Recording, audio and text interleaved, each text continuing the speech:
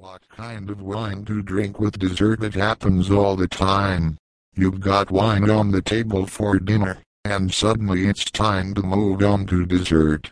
But since you've not finished drinking, you just keep the glass going straight into the next course. Curiously, that wine just doesn't seem to be as appealing with chocolate cake as it was with your steak. What happened? Finding the right wine to go with sweet food is something that most of us have little experience with. Sure, we might know the old adage that white wine goes well with fish or red wine goes well with meat, but what goes well with sugar? Along the way, the idea of pairing red wine and chocolate together took hold, and it hasn't let up. But as you may have discovered yourself, dry red wine and chocolate do not go together. Nor do sweet strawberries and dry champagne. Not if you want to actually enjoy the positive characteristics of the individual components. A sip of dry wine without any perceptible sweetness will turn bitter and sour when taken with something sweet alongside it. The fact is that as soon as you add sugar to the equation, everything you liked about the wine will disappear, and you'll be left with something far less enjoyable and far less palatable. That's because food changes wine. Not actually, but introducing food's flavors alongside wine's flavors will accentuate or mask certain qualities of each component. Pairing wine and dessert isn't hard, however.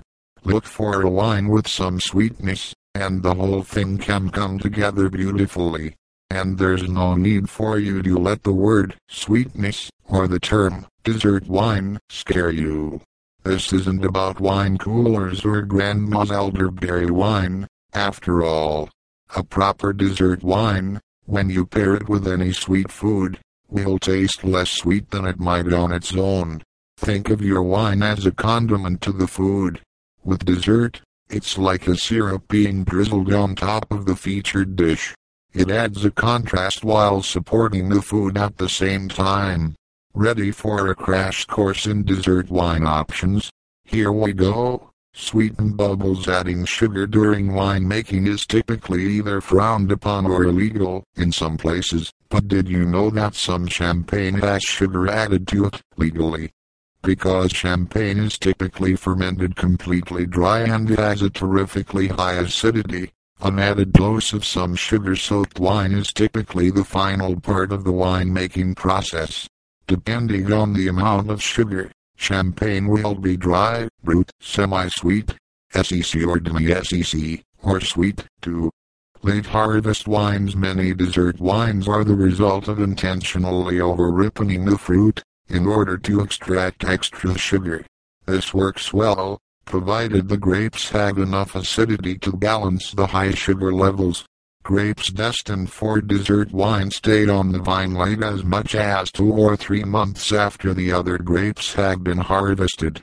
Classic examples include Riesling, Chenin Blanc, and Muscat, and might have labels expressing late harvest in various ways, such as Vendange Tardive, French, late harvest, Spätlese, German, late harvest, or Auslese, select harvest, even later.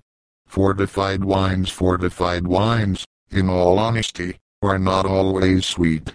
Sherry sees occasional bottling of sweetness, but it's port and Madeira which really stand out in this category.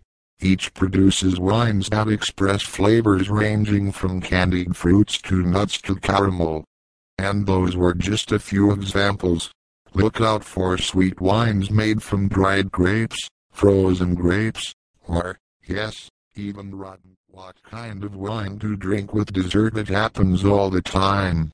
You've got wine on the table for dinner, and suddenly it's time to move on to dessert. But since you've not finished drinking, you just keep the glass going straight into the next course. Curiously, that wine